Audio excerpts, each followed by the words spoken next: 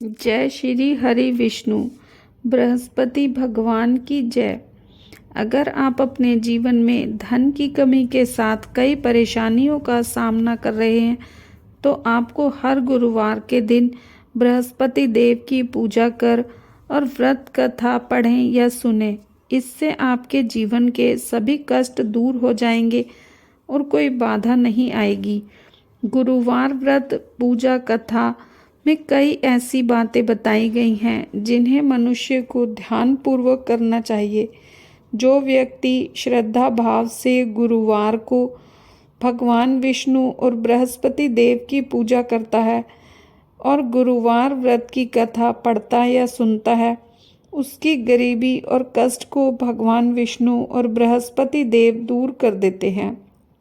गुरुवार के दिन सूर्योदय से पहले निवृत्त होकर पीले रंग के वस्त्र पहने। इसके बाद पूरे घर में गंगाजल छिड़कें। पूजा घर में श्री हरि विष्णु की मूर्ति या चित्र स्थापित करें। पीले रंग के गंध पुष्प और अक्षत चढ़ाएं। गुड़ चना और मुनक्का चढ़ाकर विधि विधान से पूजन शुरू करें। इसके बाद व्रत की कथा अवश्य पढ़ें या सुनें।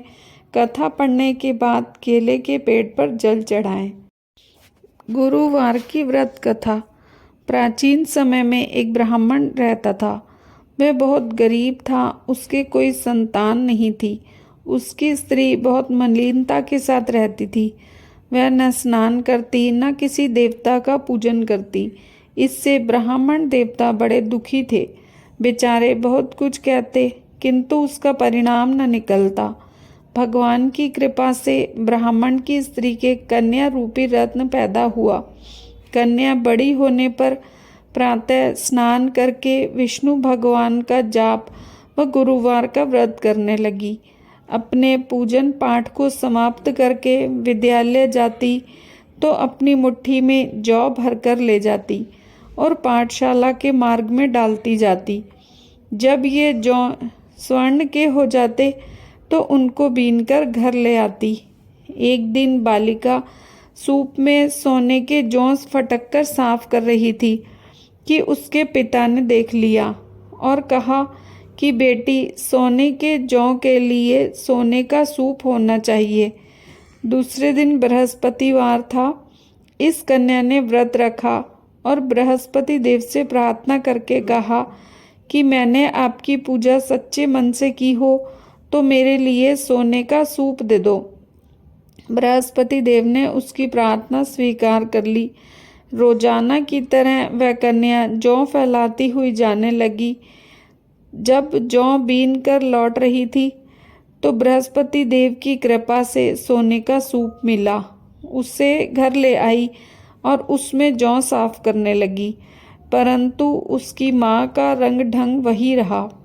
एक दिन की बात है कि कन्या सोने के सूप में जौ साफ कर रही थी। उस समय शहर का राजपुत्र वहां से निकला। इस कन्या के रूप और कार्य को देखकर मोहित हो गया तथा अपने घर आकर भोजन तथा जल त्याग कर उदास होकर लेट गया। राजा को इस बात का पता लगा तो अपने मंत्री के साथ उसके पास गए और बोले, बेटा, तुम्हें किस बात का कष्ट है?